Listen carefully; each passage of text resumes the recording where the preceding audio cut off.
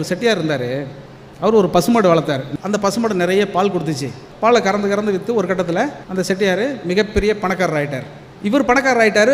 மாடு என்ன ஆகும்? மாடு வயசாயிரும் இல்லையா, பால் சுரக்கிறது நின்று போயிடுது. பால் சுரக்கிறது நின்று போனோடனே இயல்பாக அந்த மாதிரி ஆட்கள் என்ன செய்வாங்க, இதுக்கு பேருக்கு இந்த மாட்டை வச்சு எதுக்கு பராமரிக்கணும் அப்படின்னு சொல்லிட்டு விட்டுறார். அந்த மாடு நைந்து நொய்ந்து இறக்குற தருவாயில் வந்துடுது. அப்போ உடனே அந்த செட்டியாருடைய மனைவி வந்து சொல்கிறாங்க, ஏங்க பசுவை கொண்ட பாவம் நமக்கு வந்துடும். ஏன்னா பசுவை கொள்வது தான் பாவம்னு நமக்கு சொல்லி கொடுத்துருக்காங்கல்ல, அதனால் அந்த அம்மா போய் சொல்லியிருக்கு. அதனால் என்ன பண்ணலாம் அப்படின்னு கேட்குறேன். அப்படின்னோடனே நான் சூப்பராக ஒரு ஐடியா வச்சுருக்கேன்னு சொல்லிட்டு இந்த மாட்டை விற்றுருவோன்றார். உடனே என்ன பண்ணுறாரு, அந்த மாடை விற்கிறார். மாட்டை கைத்தை அவுத்து கையில் கொடுத்து கொஞ்சம் தூரம் போகிறாங்க, வீட்டு வாசலை தாண்டுறாங்க, கொட்டடையை விட்டு தாண்டினோடனே அந்த மாடு செத்து போயிடுது. இப்போ செட்டியார் பசுவை கொள்ளக்கூடிய பாவத்திலேருந்து தப்பிச்சிடுறாரு. வாங்கினவருக்கு அந்த பாவம் போயிடுச்சு.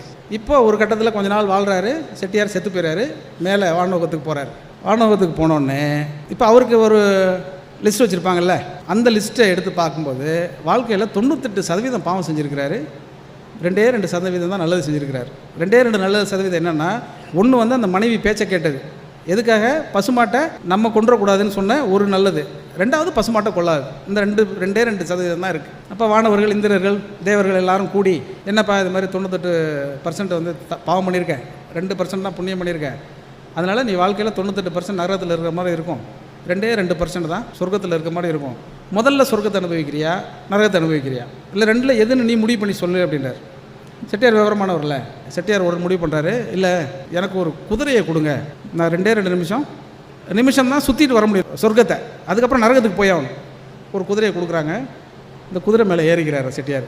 செட்டியார் ஏறி என்ன பண்ணுறாருன்னா, சொர்க்கத்தில் தேவர்கள், வானவர்கள், இந்திரர்கள் இப்படி எல்லோரும் உட்காந்துருப்பாங்க இல்லையா, எல்லாரையும் சுற்றி வர்றார். 1 தடவை 2 தடவை 3 தடவை சுற்றி வந்துட்டார். சுற்றி வந்தால் முடிஞ்சு டைம். சரிப்பா கிளம்புப்பா, நரகத்துக்கு கிளம்பு அப்படின்னு சொல்கிறான்.